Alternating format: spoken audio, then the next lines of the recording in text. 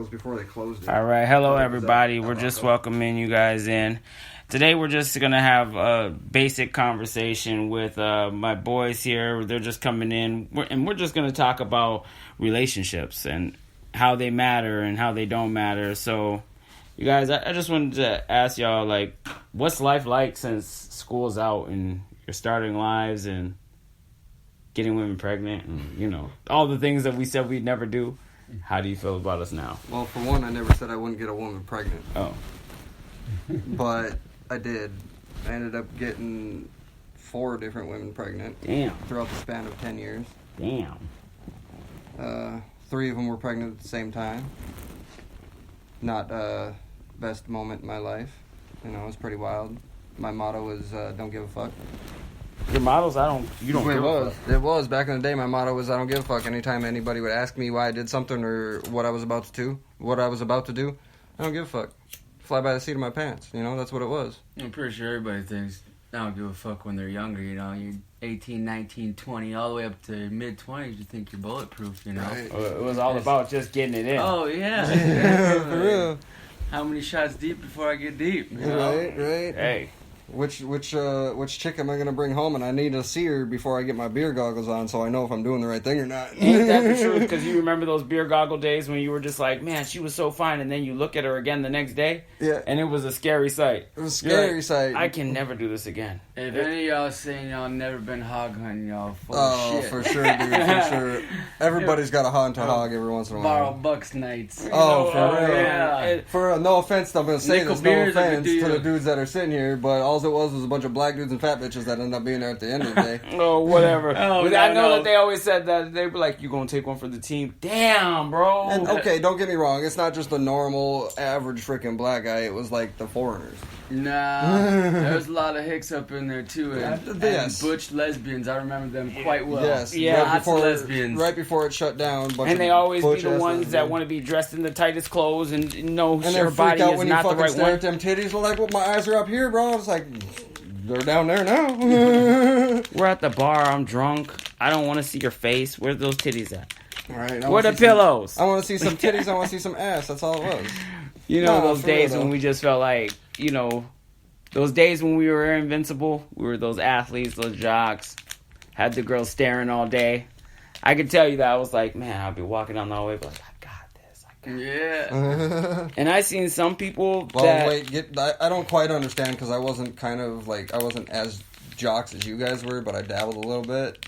But even still, like, I understood. I understand. It was just the simple fact, like, it felt like we were just on top of the world. Oh, hell yeah. You know, like, it didn't matter what you did or who you were hanging out with. You just knew, hey, whatever. Anything past freshman year, you thought you were on top of the world. You thought you had one up on somebody. Man, how times have changed, huh? It worked till about halfway through junior year, then everybody knew you were a man whore. Right? And all the other bitches be like, stay And away then, from him. You ruined my game.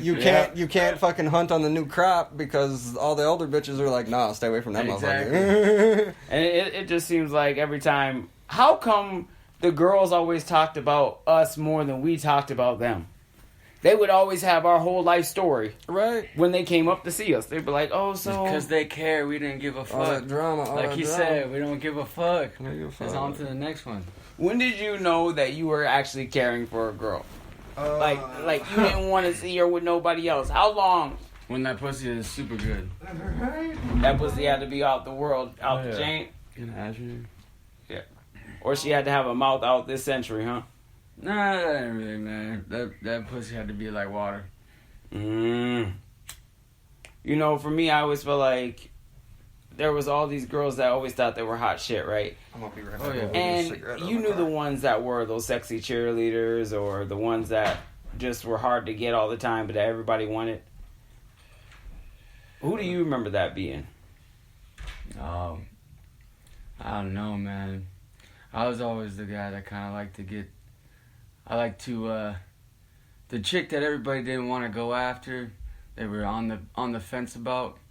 I like to make it okay, make it official, you know. And nobody want to fuck with her until you do, and then once you made the okay, it's like, all right, she's good to go. Mm-hmm. You know, it's like that one song, you know. I Spy with my little eye. Yeah. A girl who don't get too many likes. Yeah. And then once you get that stamp of seal of approval, then everybody, oh shit, yeah, she is kind of banging. You're right. Especially when you get them to come out of their cage or start to be that little freak. I feel like, when you first start having sex with them, it's that boring sex, and then you kind of make it that freaky, deaky, unless you have that right away chemistry. And that's hard to find. The best girls back in high school that I ever fucked with were the nerdy bitches. For real, because them was freaks.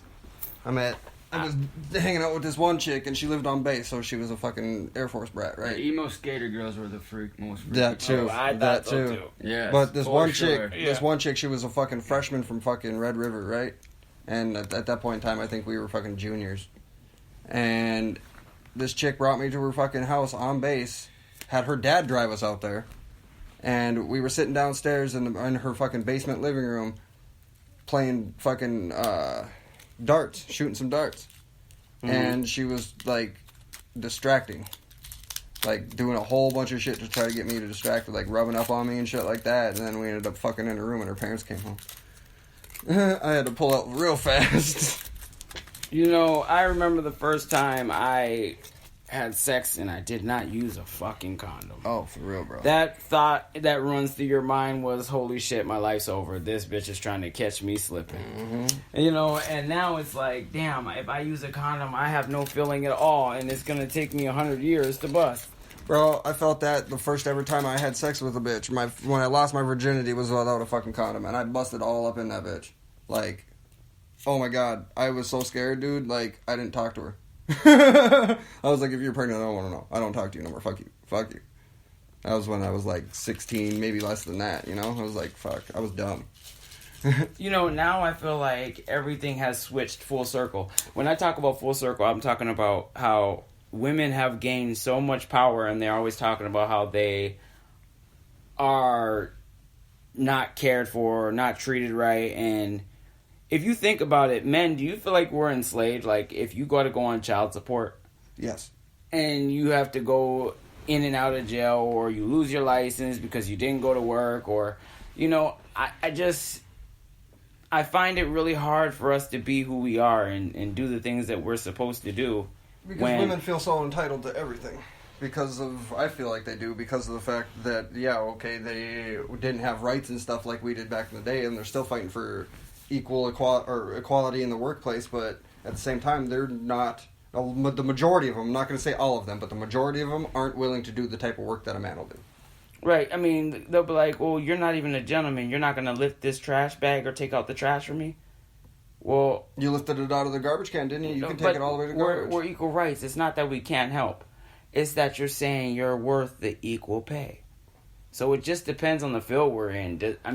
Right. I love women. Don't get me wrong. I'm not saying that we need to have it be that you're a stay-at-home and you can't go to work.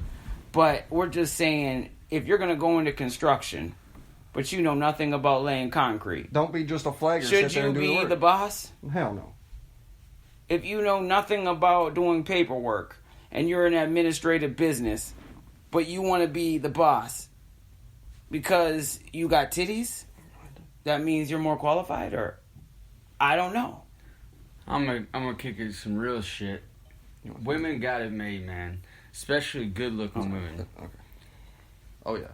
It is clear as day, black and white, on paper, that if you are a good-looking woman, you ain't got shit to worry about. You can be dumb as a box of fucking rocks, and if you are a sexy woman, somebody is gonna want to impregnate you or wife you and take care of you. Yep. Period. If you are a good-looking woman, your life is going to be easy, as long as you snag somebody before you get old. Facts. Even though there are those 40-year-old women that look fine as fuck. Oh, yeah. And they ain't wifed up or nothing, and they're just sitting around waiting to snag a young buck. I guess my question is, like, when you have situations like this, right, and you have women that are doing this and getting snagged by these men that because of the way they look, do you think that takes a toll on guys that are less fortunate, don't have as much money? Does it make them less empowered to get a beautiful woman and keep her? Yo, let me tell you this real right now. Like, I'm so sick and tired of seeing on Facebook or hearing my female friends talk how they can't find a fucking good man. Because all the dudes that they've been with have either been pieces of shit, have cheated on them left and right, or they're abusive. So they can't find a good man. But why the fuck do they keep friend zoning the people that are potentially a good man for them? Like, why? And then they break up with their boyfriend that they're in a fucking, what's the word? Bad relationship with. And then you try to hit them up just to be a friend, you know, because that's where you're at. You're friends. You try to be a friend, and they fucking just ghost the shit out of you. It's like, what you the know, fuck? and that's the thing. It's like, don't ask for a good man if you ain't willing to find him. Right. If you ain't willing to talk to the dudes that you friend zone to find out if they're going to be good or not, or not giving them the chance to prove to you that they're going to be the good man. You know, I thought about like my perfect dream girl and what she would be like. Yeah. One, I'm like, I don't want it to be that I fight and argue every day, but I also don't want somebody who's so submissive that she'll never argue or never speak her mind. Right. But I don't want it to be that every day is a new situation that you just want to be mad over either. And another thing, you don't want to walk around on eggshells around your woman. You don't want to have to feel like you can't fucking talk to her because she's a bitch either. Well, that's the truth. That's the truth. And anyone who doesn't want to listen to you or give you the time of day, is it worth it? That means that you just trying to gold dig on me. And like I don't mind having an argument with a significant other as long as it doesn't go past an argument. Once the chick starts fucking swinging, like, I'm not going to hit a woman. I won't. I will restrain that woman until I can get away safely. You know what? I can't say I'll never hit a woman. If a woman bit my dick, well, I would hit a woman. That's out of. Would you hit a woman if she bit your dick? I would hit a woman if she bit my dick just purely out of reflex. And I think so too. I think that any time that something could paralyze you or hurt you for you life, can bleed out if she makes you bleed too. I think that you should be able to hit that woman. I'm sorry. And there should be no repercussions asked. If you bite a dick, you should get hit. Is that bad? No. That's technically fucking... That's like if a guy... Assault. Actually, it's technically supposed to be like manslaughter because you could potentially die if she bites your dick off. You could bleed out. Shouldn't that be like a written rule? I feel like that should be a written rule in the sexual bedroom. If you bite a dick or try to cut it off, you automatically know that you're going to be hit. Right. If that's a problem... If that's a problem, then I suggest women don't ever think that you should bite something. Don't put it in your mouth if you're going to try and tear it off. That's just my saying. So along the same lines, but back to with the gender equality and shit, I feel like a bitch feels like or a woman, feels like she can hit a man all she wants and he's not, just because he can't hit her. If that chick is going to hit you at least 3 times, if she's going to hit you like a dude, if she's going to go all out and fucking straight up deck you like a dude, fist closed and everything, you have every right to hit that bitch. After 3 hits. What's classified as hit? Because some closed people... fist, full on, like she's trying to knock you the fuck out. No, but I mean hit back. What's the extent? Because some people really have taken it overboard where they like beat them down, their broken ribs, broken hit back face. to the point to I wouldn't even hit him back with a closed fist. I'd smack him before I'd hit him with the closed fist. I would smack him first, and if they still keep coming after, so I'd smack him first after the 3rd hit, and if they keep coming and keep hitting me, I'm gonna close my fucking fist and hit you 1 time. If you're still coming after that 1 time, free game. Facts is though, fellas, she better fucking bust your lip, break your nose, or give you one mean black eye, because if she doesn't and you do that, it's her against you in the fucking courtroom. Or how about those of us that you better have some sign of being fucked up. Right. Otherwise, she gonna get your ass. It don't matter what she did. But see, that's on the other side of that is I've watched a lot of live PD where situations like that have happened, where the fucking chick will beat the shit out of the dude and he will have marks on him and she will have like a scratch mark and he will get hauled off to jail before she will. Right, and you know what? These staged parts that are destroying some people's personas, men and women alike, because of who or what the reasoning is. You're leaving me, you're talking to this new person, so I need this vendetta to break you. These lies that have sometimes coerced the situation and made people's personas go down because you're now looked at as an abuser for what? For somebody who, if you have a weapon on you or you're trying to hurt someone, they should have the right to attack you back. Right. I'm sorry. Right. In that sense, an aggressor means that you're moving forward, not backwards. So I'm gonna ask Jordan this because I've brought it up to you before, and I'm putting it on the podcast for opinions if people want to put their opinion on there. If I was once in a toxic relationship where me and my ex were together and breaking up every freaking day, and one day she decided that we were in a freaking argument, and she decided to tell me to leave. So I was going to do what I needed to do and leave to get away from the situation because we had a child in the house with us. And she stood in front of the freaking door and would not let me leave. And I tried to move her to the side so I could leave, and she started freaking swinging, and she was slap happy. You remember the story? Okay. She was slap happy, so I grabbed her by the freaking wrists to get her from stopping to hit me, stop slapping me. And then she started kicking me. So, and she was about my height, so there was no really, like, holding her wrist so she doesn't hit me and standing far enough away to where she couldn't kick me. That wasn't happening. So, holding her wrists, I spun around in a circle across the freaking room and hit a wall. She called me at that point in time, or didn't call me, but she was telling me at that point in time, and even to this day, that I'm an abusive man. Now, how do you feel about that? Would you say that I was abusive because I defended myself? No, absolutely not. See, I mean, anything where a girl is physically walking forward into you and saying they're afraid are two different things. Because somebody who's afraid is a defensive person. They're going to be putting their hands over their face. They're going to show signs of being scared, trying to run away, cry, yell, scream. Not picking up stuff and throwing it at you and then walking forward in your face and calling you a bitch or calling you out of your name or calling you a piece of shit. Those are where you're trying to get a reaction. And I feel like too many times we as men are getting stuck in those scenarios. We love women. That's not the case. That's probably my brother. It's not the case of do we love women or not. It's the case of the matter is do we feel safe with the people around us and who we are entrusting with our love. You know? Yeah, everything down.